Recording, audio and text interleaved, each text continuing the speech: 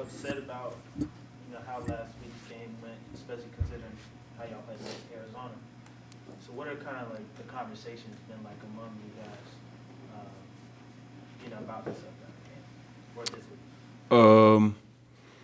Honestly, it's been pretty uplifting in my opinion, as far as like guys really taking it the right way instead of being down on themselves. Because at the end of the day, yeah, you got to learn from your mistakes and you got to learn from things, but you can't dwell on them because it'll be a tumbling effect for the rest of the season. So really been preaching just really everybody holding themselves accountable and holding each other accountable. So that's like our main I guess thing right now. In what ways have you seen that happen? Well, as far as Holding each other accountable. just film wise so far, since we got to learn from the film. Everybody just calling out their mistakes and what they could have done better, and that's pretty much how we need to move forward. Everybody doing that 111th. Hassan talked about, Jonathan just said this, but like no more buddy stuff. Like, have you heard anyone kind of get hard or harsh on anyone yet? Yeah. In the meet room, getting out the guys, but it's not coming from a place of hate or you feel me? Like it's not coming from a place like that. It's coming from love and really just want to see that guy do better and do better for the team.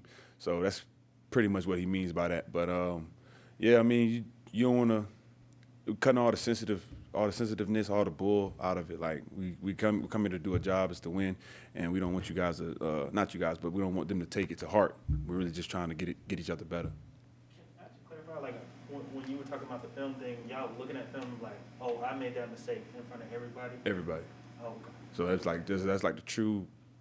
It's like the epitome of owning up to your stuff. You feel what I'm saying? So like, if you know you messed up on a player, you could have played it better. Just owning up to it. That's the first step into getting better, in my opinion. Brian, the Dolphins are trending upwards. I want to say their last three. What are some of the things that you've seen? I know you haven't gotten deep into the tape yet, but what are some of the things that stand out to you? Their defense, as if we're talking about as a whole, as their whole team, yeah, their defense definitely standing out. They really been trending up. They're really aggressive and fast. That's pretty much one of the biggest things I've seen from their team as a whole. And as far as the offensive side of the ball, these last couple of weeks they've been doing a good job taking care of it. So that's something that we need to hone in on, but taking the ball away. Brian, when you guys look back at the difference in run defense between the wins and losses, those numbers are pretty big. Are there common threads? What do you see when you look back at the run defense from last week, and how do you fix it?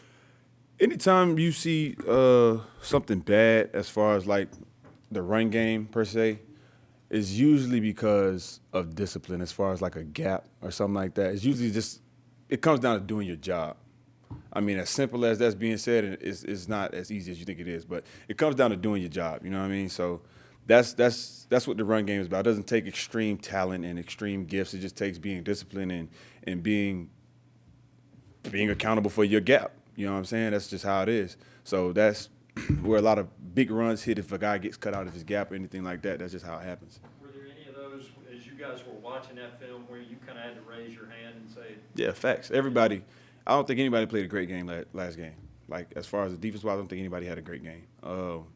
It was mistakes all across the board. But, it just takes one guy to mess up. And it's not one consistent guy every play, but it's like one guy here, one guy here, one guy here, which turns into a consistent mess up of the defense, you feel what I'm saying?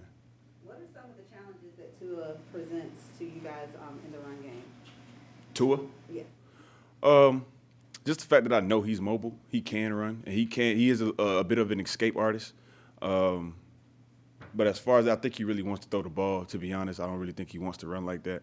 But I know that he can. I know he's able to. What's the difference for you? I think most of the time now we'll be rushing him, his front side versus his back side.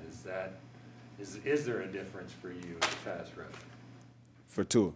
As facing a left-handed quarterback? Not really. I think it's all the same as far as rushing the quarterback if you're in his front side or his back side. I mean, his back side, you always want to aim high shoulder.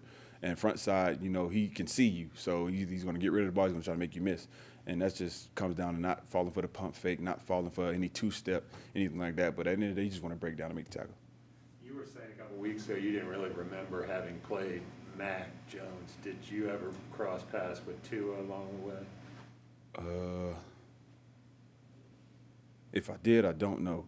But I think he was at Bama when I played my sophomore year, but Jalen Hurts was the starter. I think he was there, though. Matt was talking about how leaders have organically developed throughout this year. He brought up a moment before the Atlanta game when Hassan addressed the team. Probably the night, it's not like the night before. Do you remember that Yeah. at all? What was his message? What do you recall from that, and what does that say about Hassan's growth this year as a leader on this team? I seen him grow tremendously, honestly, because he really wasn't a vocal guy when he first got here, and pretty much we had our meeting with coach and everything like that, and after the coaches left the room, we pretty much just talked to us like like our teammate, but his message was really just like like being dominant. That's all I'm gonna just say. It was about being dominant and really just doing your job and not trying to do more than what you feel me, like what you're supposed to do. Like you don't have to be special to do all this extra stuff. Like you could just do your job and be special and do it at a high level, and then everything will work itself out. Was that an entire team or just the defense? Entire team.